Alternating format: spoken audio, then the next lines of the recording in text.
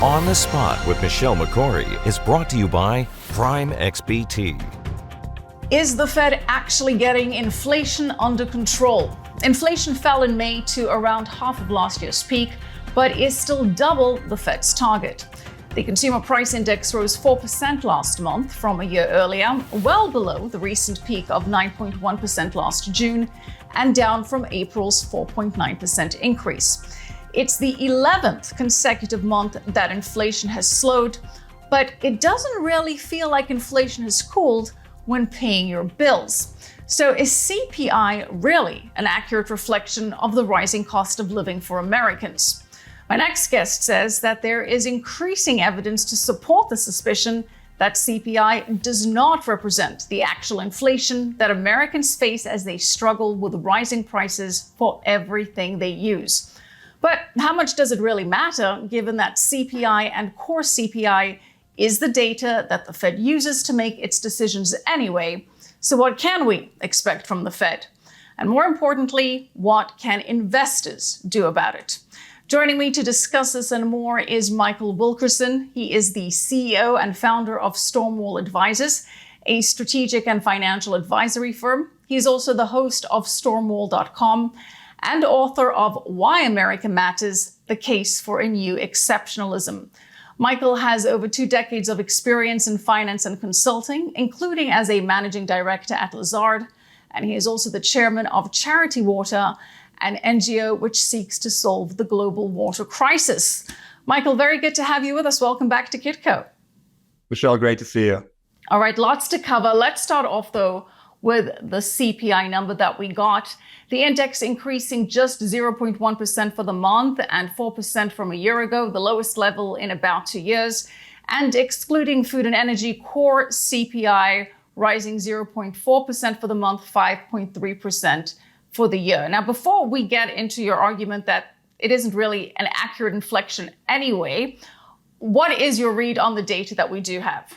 Well, it strikes me a couple of things, Michelle. First of all, it was close to market's expectations, which were 4.1 for the month. They're also suggesting that June will come down to 3.2. So there is this expectation of diminishing inflation. However, when you look at what's under the numbers, what you see is this is all being driven by energy, in particular by decline in oil and gas prices. So down 20% for gasoline, down 37% for fuel oils. That's really pushing the overall number down. Core CPI, as you mentioned, is actually still quite elevated. So shelter, food, transportation, 3 big drivers, all of them still up high single digits. In the case of transportation, up over 10%. When you look at the aggregate of what consumers are experiencing, things aren't better.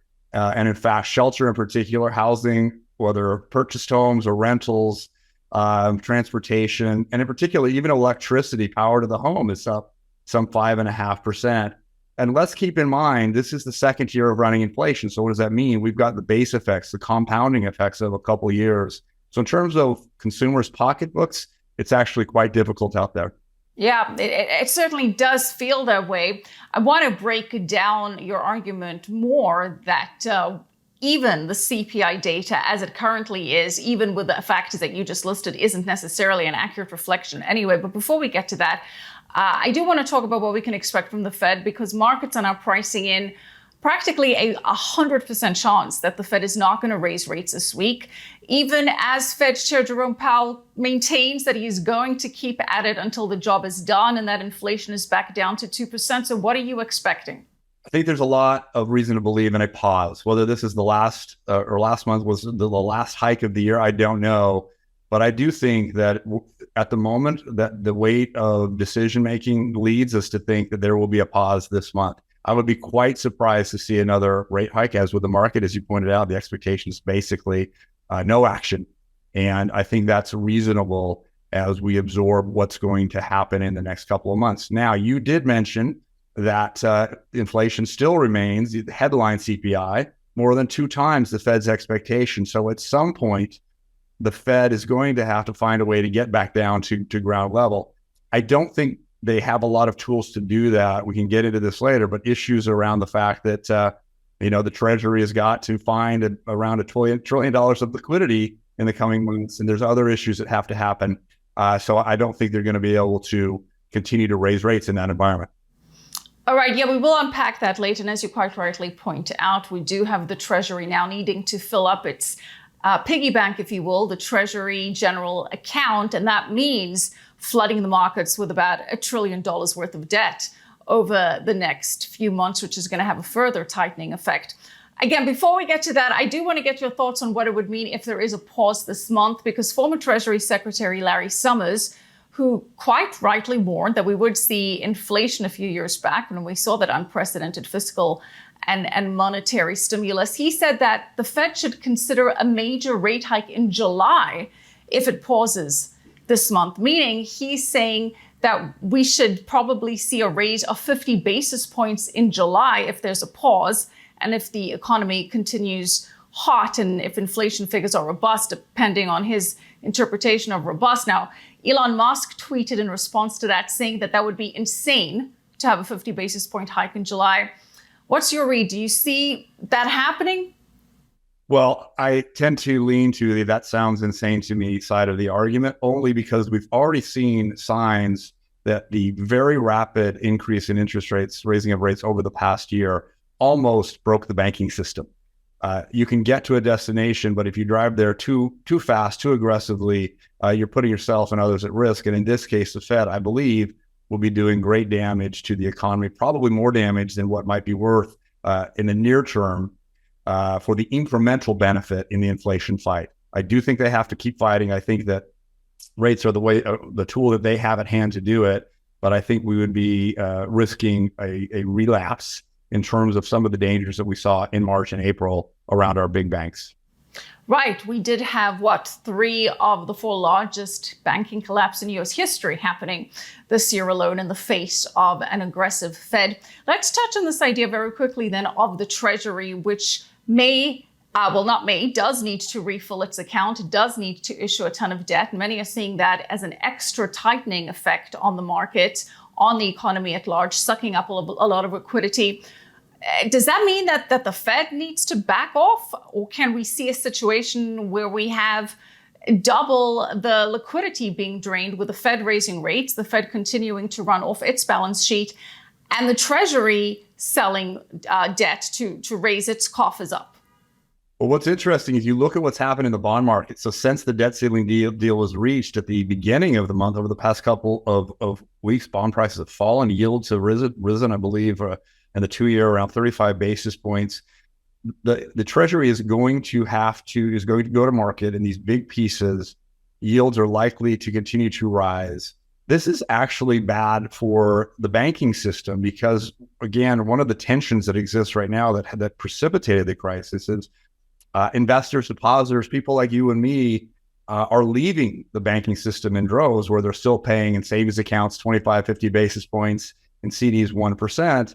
And I can walk across the street, metaphorically, and buy these new treasuries at 4.5%, 5% for some of the shorter dates. That is going to continue to put pressure, I think, on the banking system. At some point, though, the question is going to be, is there $1 trillion of domestic demand?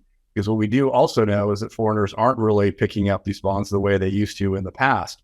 So if we had a situation where the domestic market starts to run out of capacity to absorb it or loses interest, they're either going to have to continue to rate it to offer better yields, or we may see an end of the shrinking of the Fed's balance sheet and reversal of QT back to QE, or at least a stabilization of the reduction in the Fed's balance sheet. So what would that mean? Well, it would mean if we got in a situation where there was not enough demand elsewhere, and we find that the Fed is now monetizing the debt, going back to an environment where it is buying either directly from the Treasury or through the banking system these same Treasury bonds and bills. But what would that mean for the Fed's fight against inflation then? It would undermine it. It would absolutely undermine it. Right, which is probably going to get us to a point I want to make, referencing your previous interview where you said we can expect inflation to be much, much higher this year. But before we get to that, I do want to touch on this idea that the CPI print is not really an accurate reflection of what is happening. This, as I mentioned, is the 11th consecutive month that inflation has slowed. This time last year, the CPI print rather was more than double at 8.6%. But, it doesn't really feel like inflation has cooled on a consumer basis. Granted, the price of eggs has gone down quite a bit. I'm relieved about that. I do eat a lot of eggs. But overall, one certainly continues to feel the pinch across the board. And there has been an ongoing controversy about whether the CPI is in fact an appropriate proxy for inflation. Over the years, the methodology used to calculate the CPI has undergone numerous revisions. Some critics say that those changes are perhaps a purposeful manipulation that allow the US government to report a lower CPI. Now, you recently wrote an article showing a big disconnect between the CPI and what families are experiencing on a daily basis from data from the private sector.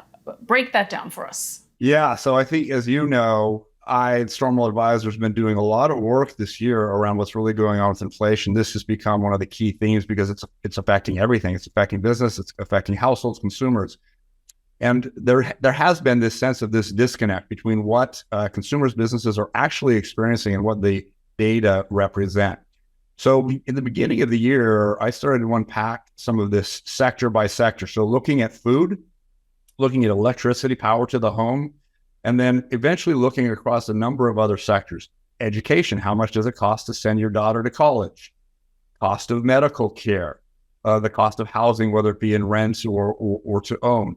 Food at home across a number of categories, looking, as you mentioned, at private sector data. And listen, you could argue that this is still, even by doing this kind of research, it's still relatively anecdotal. You're getting it from one source, et cetera. Well, I think it's more representative of what's actually happening. When you look across these industry silos, what you see in each of these sectors that I've mentioned, time and time again, those private sector sources of data, and even my own data from purchase experiences that is easily trackable in this day and age, what generally, if I generalize, inflation is running 2 to 3 times what the CPI data are showing in those key categories, in food, in electricity, in education, higher education specifically, in medical care, et cetera. I don't think it's a coincidence. I don't think it's an accident. I think the revisions and changes to CPI are an attempt to moderate the information that is being shared and to try, in a way, to gaslight the American consumer to contradict their own experience and what they are actually having to live with and deal with. And by the way, you see it from the other side of the angle in terms of increase in credit card usage, consumer debt balances, shrinking of savings accounts, all the things that are showing on the other side.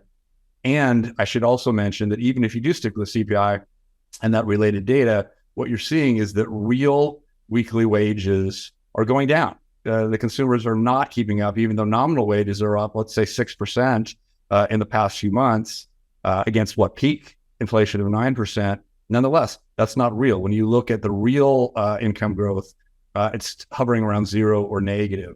So no, I don't believe the CPI data accurately reflects the environment in which we find ourselves and doesn't reflect the experience that businesses, consumers, households are undergoing in this environment.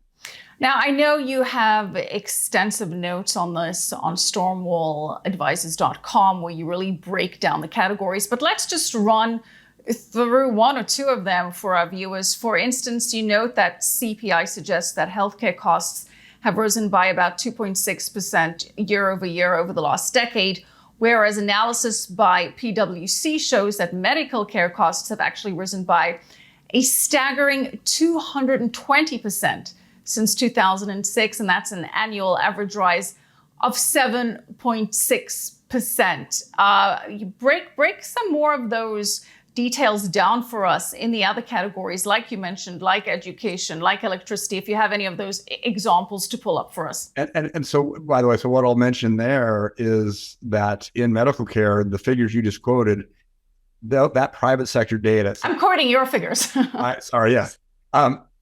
Represents 3 times what CPI is showing for the same category for medical care over roughly the same period. There's a couple years discrepancy, but it's not significant. Look at it across higher education. So again, CPI data for the past 10 years shows annual inflation at 2.4%. But when you look at the private sector data, the cost of whether it be public, private, or overall, the inflation is 4.1%, okay, annually over that same period of time, roughly double. And in fact, a separate private research from the Brookings Institution, their institute on higher education, educational policy, shows that in the last 2 years, the educational inflation has been up 5.5, 5.3, 8.5% in a year where it's showing, again, somewhere around a third of that, according to the official CPI data. You can replicate this across food, where I don't have this data in front of me. I wrote about this back in February at a time when I believe the CPI food at home data was around 8% in terms of inflation, somewhere between 8 and 10% during the first quarter. And that what you were seeing from a number of other factors, if you just looked at the key categories of things that people actually buy, that you had a number that was high teens, almost double that again.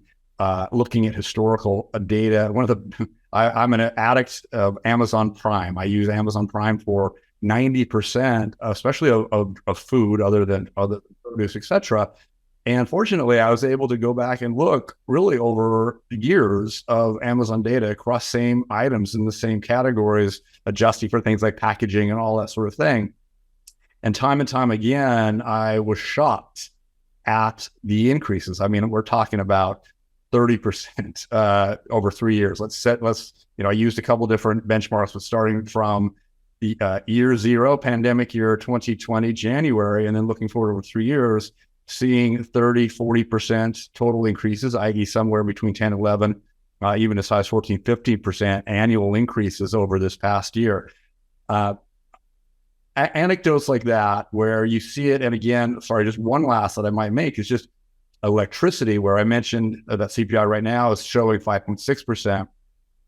It completely underrepresents what is actually happening. So in the last couple of years, we've seen even CPI-U does show somewhere around 14, 16% inflation in electricity.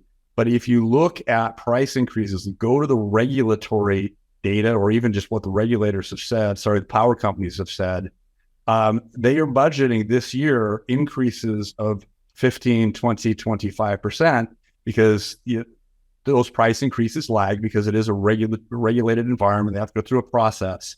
So we're seeing catch up now, and we're going to see, in my view, that electricity inflation is going to continue to rise at double-digit paces here for my home power company, for business, corporate, and residential consumers.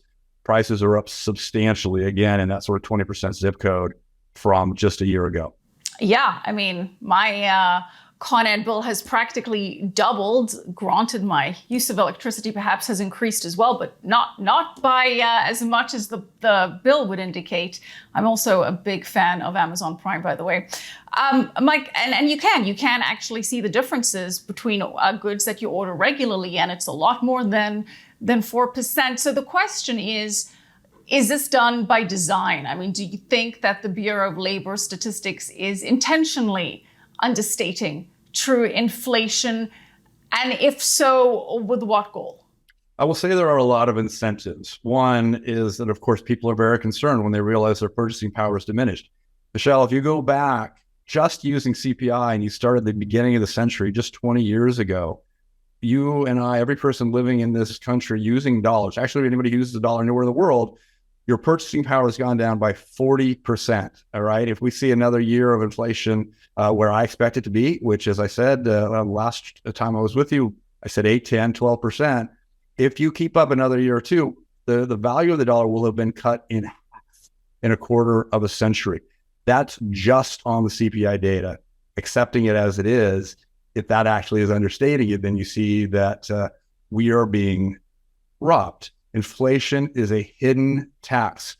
The incentives lie with governments to inflate away the problem of debt and deficits. We've got $21 trillion of accumulated deficit since 2001, the last time we ran a surplus. The debt ceiling deal just kicks the can down the road and effectively allows government to continue to run this massive trillion-dollar deficits at least into 2025. And they need to keep it a secret. They need to keep the lid on what's actually happening, which is taxation by misrepresentation of the reality of inflation as a slow leak out of the bottom of the boat. I think that secret is out of the bag now, Mike. I think people are starting to catch on to this. You mentioned your forecast that you made on this show in February, where you suggested that inflation could climb to between 8 and 12% by the end of this year, by the beginning of 2024, due primarily to monetary stimulus and I guess what you're saying, the diminishing purchasing power of the dollar. Are you still holding onto that forecast, 8 to 12% by 2024? And if so, explain how and why. So first of all, I am. Yes, the odds may have shifted towards the downside a bit. I don't remember whether I said at the time of our last time we were together, the curve, how and when and how it would shape up. But what I know I've said elsewhere publicly is that I did think that it was likely that inflation would continue to come down through the summer. And by the way, I'm sticking with that. So I think June and July are likely to continue down, and that it would begin to increase in the fall.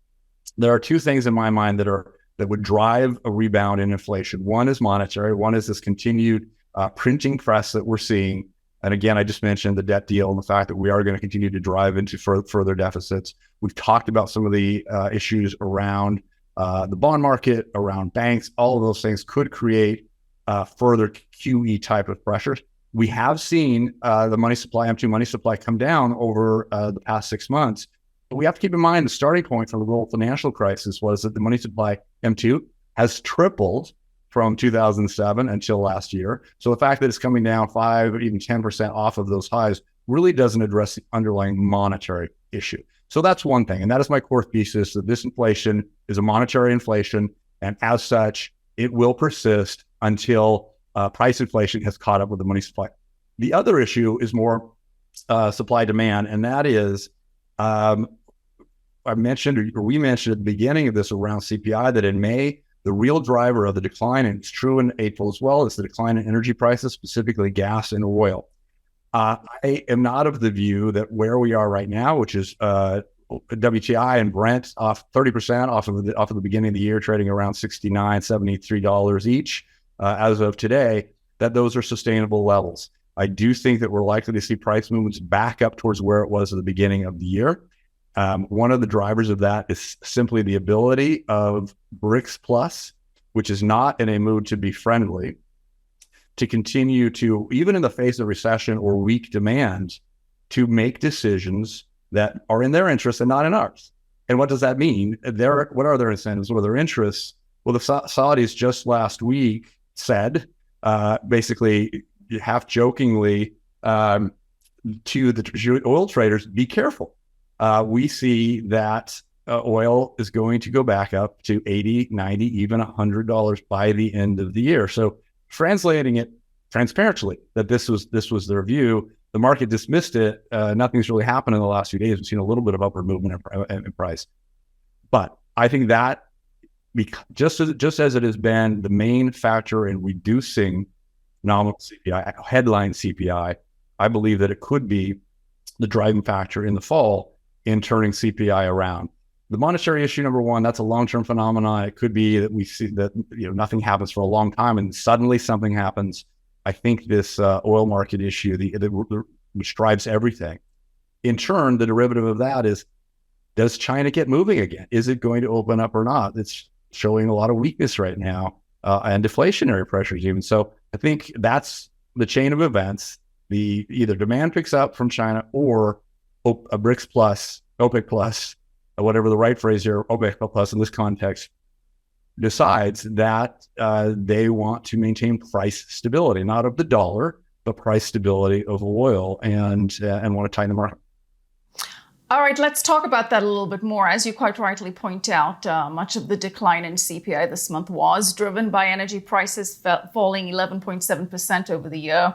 And as you said, the Saudis are making it quite clear that they're going to cut oil production. They are, of course, the largest oil producers in OPEC, and they said that they're going to cut oil by 1 million barrels of oil per day.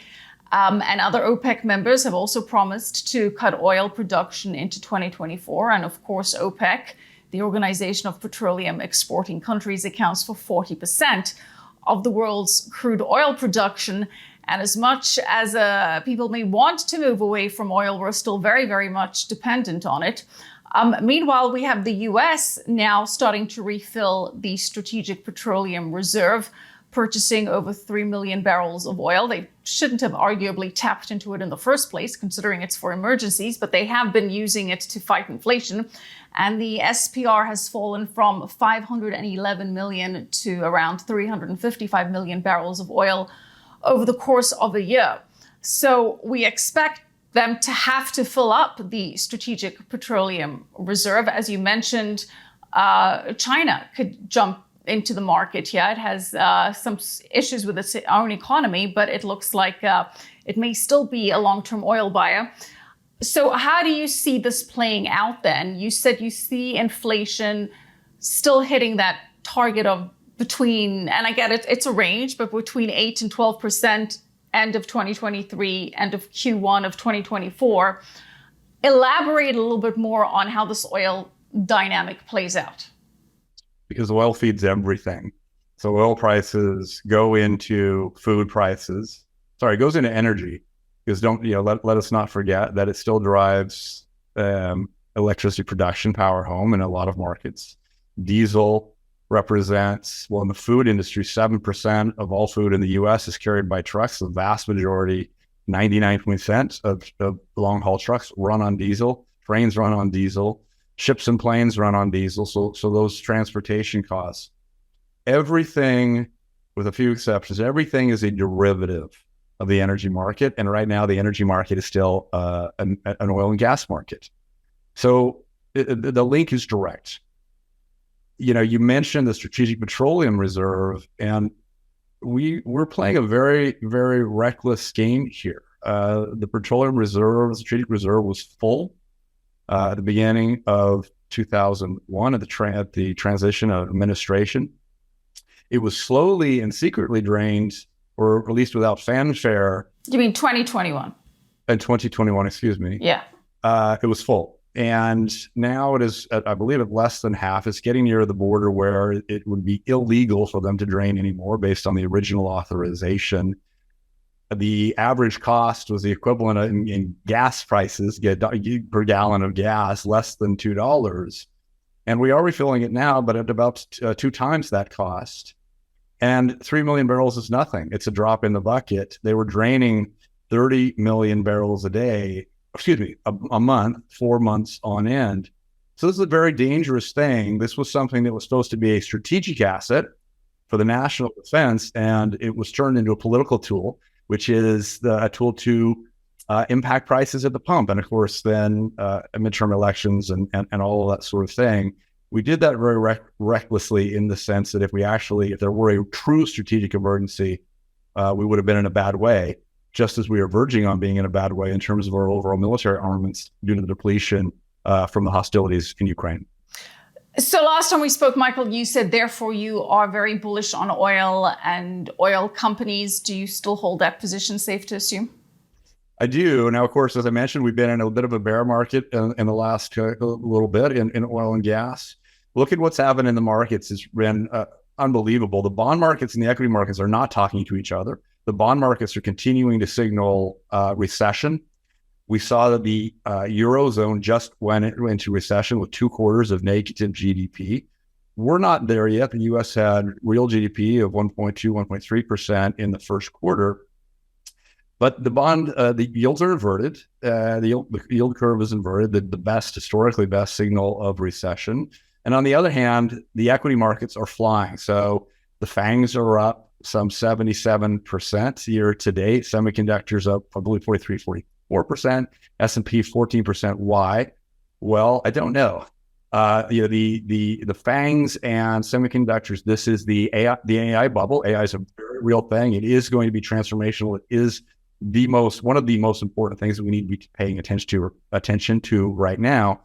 But the equity markets were in, of course, the typical kind of euphoria that accompanies a real underlying phenomena, as we saw with the internet, as we saw with telecoms, et cetera, automobiles, railroads. So that's fine. That's what's happening. I am not really comfortable, however, with should have been there 3 months ago, of course, but I don't know that now is an entry point. And so I come back, to the question you're asking. I look at that. I look at where we've had a really good rally so far this year. The broader market is now trading back above 30 times price to earnings on a Case-Shiller basis. That's high. That's expensive. And by nature, I pivot towards value. And I think in an environment like this, where cash is no longer free, dividends and value plays actually are worth something. We could have made the argument in a zero interest rate environment that no one cared about dividends. Well, they didn't.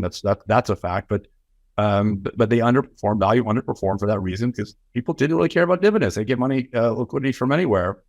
I think in this environment, money is more expensive by historical standards, not ridiculously expensive. But if the risk-free rate is, call it 4.5%, 5%, you have to think about it. And so I tilt back to value. I tilt back to dividends. Yes, then I tilt back for the reasons that we've just discussed around where I think the oil and gas markets are likely to go.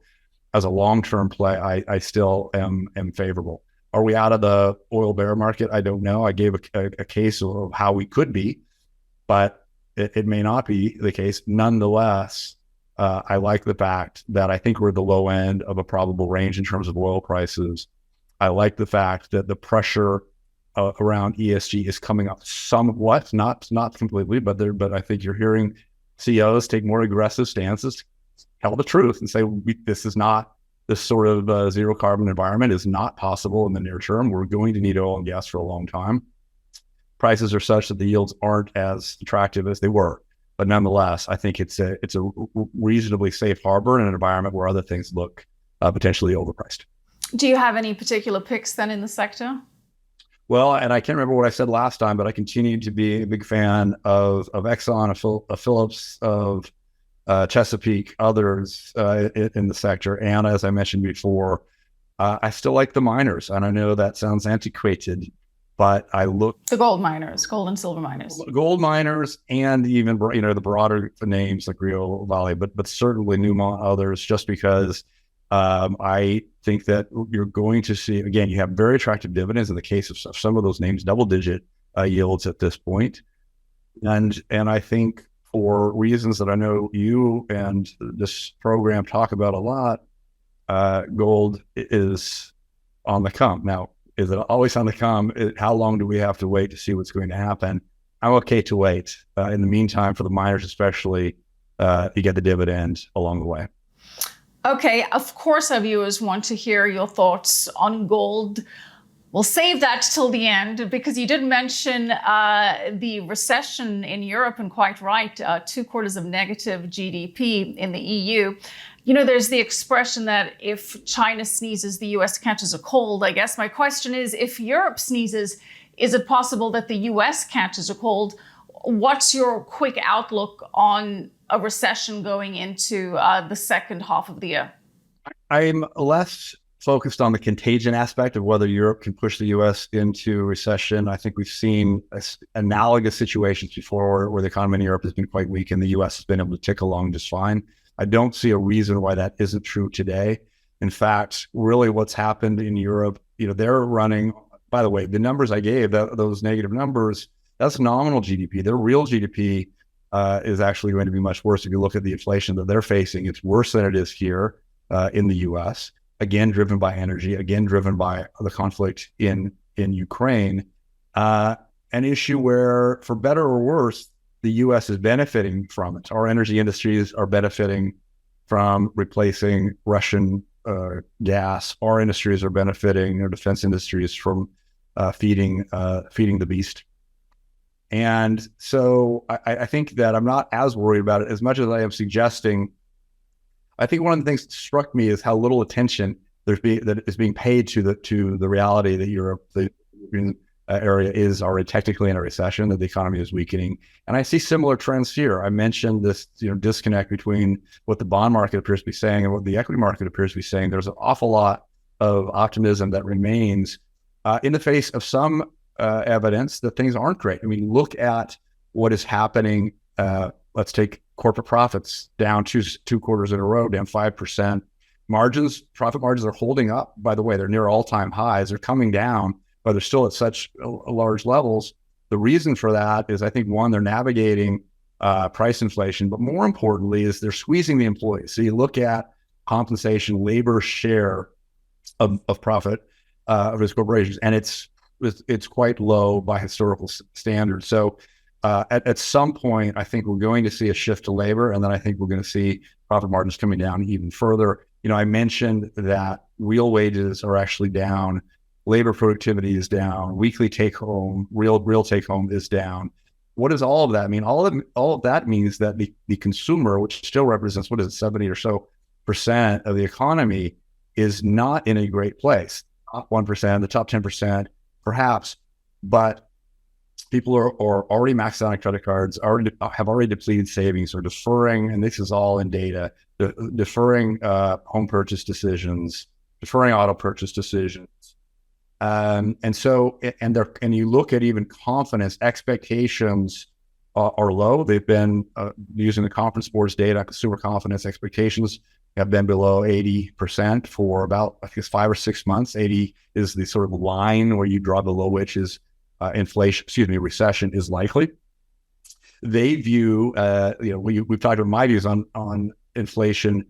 Consumers are anticipating next year 6%, so they're somewhere between where we are right now. And consumers are anticipating 6% inflation next year, according to the Consumer Board. Yeah, that's right. The Conference Board. The Conference Board, rather, yeah. Conference Board. So when you look at where do you think inflation rates will be 1 year from now, it still is around 6%. Interesting. One would argue that, perhaps 4% is going to be the new normal that we have to live with. Of course, Michael, we need to get your thoughts on where you see gold, because gold has been trading below the critical level of 2,000 for some time. Got there, but hasn't been able to stay above 2,000. What do you think is going to move gold higher, and by when?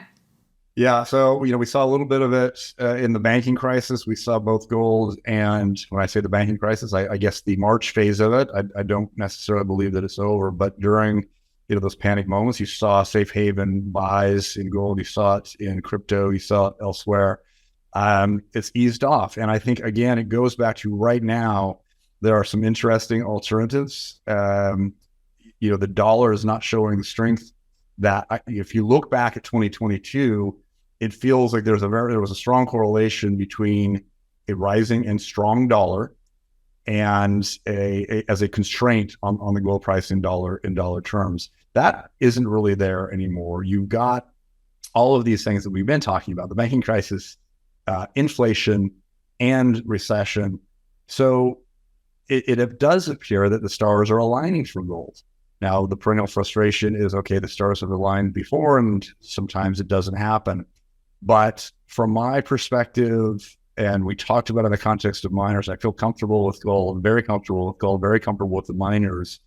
And I've stopped looking at my watch, in other words, to ask when. I'm just sticking with the conviction over the long run on something that I believe will perform. Okay. Much like many other guests on the show, but I'm going to have to hold you to some kind of price target. Do you see gold making a real all-time high by the end of 2023? It did break its all-time high on the COMEX futures, but do you see a real sustained all-time high by the end of 2023? So let's take my answer here in the context of everything else I've said on the show today, which is I think the summer is going to be somewhat boring. I think it's going to be somewhat boring as inflation. It's going to be somewhat boring. We're not going to see a lot of news. I did paint a scenario where we could see sort of chapter 3 of this season's episode 3 of this season's banking crisis. And if we get further liquidity squeeze from treasuries, that could put us in a bad place. But otherwise, I think the summer's going to be boring. And if it's boring for inflation and it's boring for banking crises and other geopolitical crises, it may very well be boring for gold. But if you stick with the hypothesis or the conjecture, maybe nothing more than that we're going to see some movement in energy, see some movement in inflation beginning in the fall, then yes, I think there's a plausible scenario that we could see gold back above the 2,000 level by the end of the year. I don't see a massive, 15, 20% breakout, but I can see a 10% breakout, which of course would be wonderful and we'd all welcome it. Yes, except for, as you say, the conditions that could force gold to go higher, significantly higher, are not always necessarily good for the world or the economy at large, but that's why you have that hedge. Well, Michael, you have been anything but boring, so thank you so much for joining us again. Michael Wilkerson, really appreciate it. Thank you. Thank you. And thank you, as always, a special thank you to our sponsors, Prime XBT. And there is a special offer for Kitco viewers in our description for Prime XBT, so make sure to check that out. Thank you for checking out On the Spot. I'm Michelle Makori. For me and the rest of the team, we'll see you next time.